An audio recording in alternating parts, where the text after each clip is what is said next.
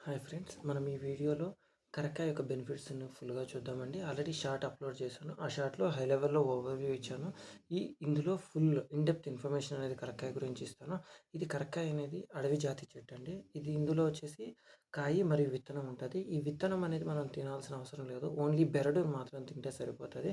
ఈ బెరడుని మనము ఎన్ని రకాలుగా వాడొచ్చు, ఎలాగ వాడొచ్చు, ఏమి అనేది చూస్తానండి. ఫస్ట్ మనకి ఎవరికైతే ఇది మేజర్‌గా వాడాల్సింది దగ్గు రిలేటెడ్ ఇష్యూస్ ఉంటాయి. కొంతమందికి దగ్గు ఉంటది. తర్వాత కఫం అనేది ఎక్కువగా కడుతుంటది. ఈ దగ్గు అనేది ఓన్లీ సమ్ టైమ్స్‌లో వస్తుంటుంది.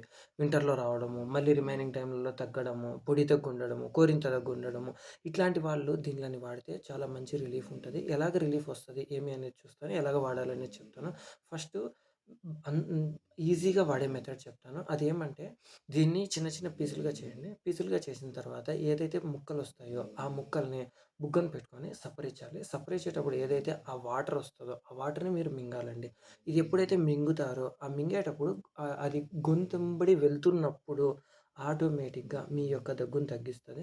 దగ్గుని తగ్గించడంలో ఫస్ట్ ఇది కఫాన్ని తగ్గిస్తుంది. తర్వాత వచ్చేసి గళ్ళ పెరగకుండా ఉంచుతుంది. కొంతమందికి చిన్నప్పటి నుంచి వస్తది. కొంతమందికి డస్ట్‌కి ఎక్స్‌పోజ్ అవ్వడం వల్ల వస్తది. కొంతమందికి వృత్తిపరంగా వస్తది. ఇప్పుడు కొంతమంది పాపం బయట వర్క్ చేయాల్సొస్తది.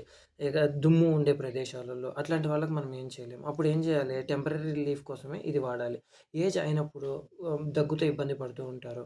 అప్పుడు వాళ్ళకి ఇట్లాంటివి వాడడం వల్ల సైడ్ ఎఫెక్ట్స్ అనేవి లేకుండా వస్తాయి. అంతే కాకుండా ఇది అడవి జాతి చెట్టండి. అడవి జాతి చెట్టు ఉండడం వల్ల దీనికి ఎటువంటి మందులు ఏవి వేయకుండా పెంచుతారు. అంతే కాకుండా మీరు ఏదైనా చూస్తే అన్ని ఆయుర్వేదిక్ మెడిసిన్స్‌లలో కూడా దీన్ని మేజర్‌గా వాడుతారు. అంతే కాకుండా త్రిఫలా చూర్ణం అంటారు. త్రిఫలా చూర్ణంలో కూడా 3 ఫలాలు వాడడం జరుగుతుంది. ఒకటి ఉసిరి పండు, 2 కరక్కాయ, మూడోది పిప్పలి. 3 కూడా ఈక్వల్ పోర్షన్స్‌లో తీసుకొని పౌడర్ చేసి ఇస్తారు. దీనివల్ల ఏమవుతుందంటే బాడీలో ఇమ్యూనిటీ అనేది చాలా పెరుగుతుంది. మీరు డైరెక్ట్‌గా దీన్ని తినడం వల్ల కూడా ఆటోమేటిక్‌గా ఇమ్యూనిటీ పెరుగుతుంది.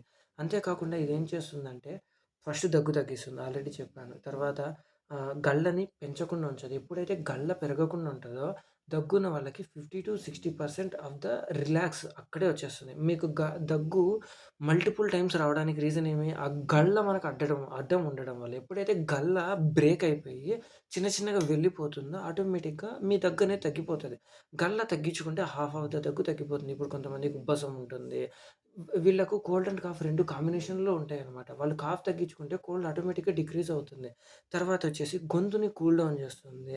తర్వాతొచ్చేసి ఇది యాంటీ ఇన్‌ఫ్లమేటరీ గుణాలు కలిగి ఉంటాయి. యాంటీ ఇన్‌ఫ్లమేటరీ గుణాలు కలిగి ఉండడం వల్ల మనకి ఇన్‌ఫ్లమేషన్స్ అనేవి తగ్గిపోతాయి. తర్వాత దీన్ని మీరు ఒకవేళ వీలవుతుంది మీకు దీన్నేమంటారు ఇంతింత పీసులుగా చేసుకొని పొడిలో పెట్టుకుంటారు.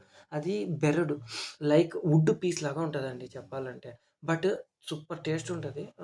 అదైతే ఓకే. చెక్క పీస్‌లాగా ఉండడం వల్ల మీరు సప్పరిస్తారు. మీరు చాక్లేట్ లాగా సప్పరిస్తే అది స్మూత్‌గా ఉండదు. అది వుడ్ పీస్ కాబట్టి మీ నాలుక కుచ్చుకోవడం జరుగుతది.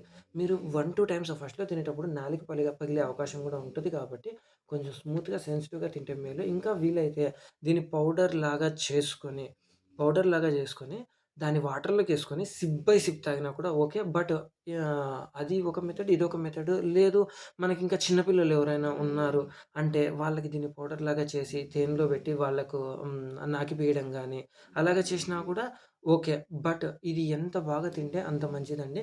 ఇప్పుడు మీకు కొంతమందికి బై బర్త్ వచ్చుంటది. ఒక 40 ఇయర్స్‌లో మీరు స్టార్ట్ చేశారు. 40 ఇయర్స్‌గా మీరు సఫర్ అవుతున్నారు. 40 ఇయర్స్‌లో స్టార్ట్ చేశారు కాబట్టి మీకు కొంచెం ఎక్కువ టైం పడతది. ఏజ్ ఎక్కువున్నప్పుడు ఇదేమవుతదంటే ఏ ఏజ్ ఎక్కువుండి మనం స్ట్రాంగ్‌గా ఉన్నామంటే దీని డోసెస్ కూడా బాగా తీసుకోవచ్చండి. అదే ఏజ్ అయిపోయింది. మళ్ళా మనకు ఎనర్జీ లెవెల్స్ తక్కువున్నాయి అన్నప్పుడు దీని డోసేజ్ మీడియంగా తీసుకున్నా ఓకే. ఇది లిటిల్ బిట్ ఒక్క రవ్వ వేడి చేస్తది బాడీకి. అంతే. అంతకు మించి ఇంకేం ఎటువంటి హాని ఉండదు. దీంట్లో చాలా మంచి గుణాలు మనకు కలిగి ఉంటాయి. ఇది అడవి జాతి చెట్టు. ఇందులో దీన్ని పెంచడానికి ఎవ్వరు కూడా ఎటువంటి మందులు ఏవి వాడరు. ఇవి ఎక్కడ దొరుకుతాయంటే ఆయుర్వేదిక్ షాపులలో దొరుకుతాయి.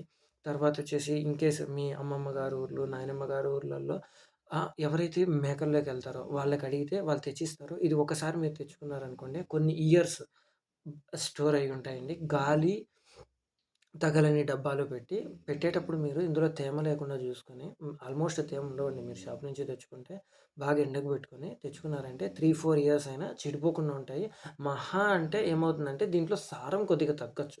దీని క్వాలిటీ కొంచెం తగ్గొచ్చు. అంతకు మించి ఇంకేం కాదు.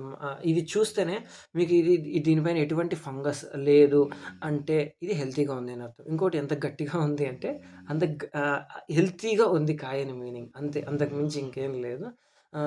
ఈ దీని కాయని బట్టి గూడా మీరు దీన్ని కలర్‌ని బట్టి కూడా మీరు అంచనా వేసేదానికి లేదు. కొన్ని కొన్ని లైట్ గ్రీన్ ఉంటాయి. కొన్ని యెల్లో ఉంటాయి. కొన్ని బ్రౌన్ ఉంటాయి.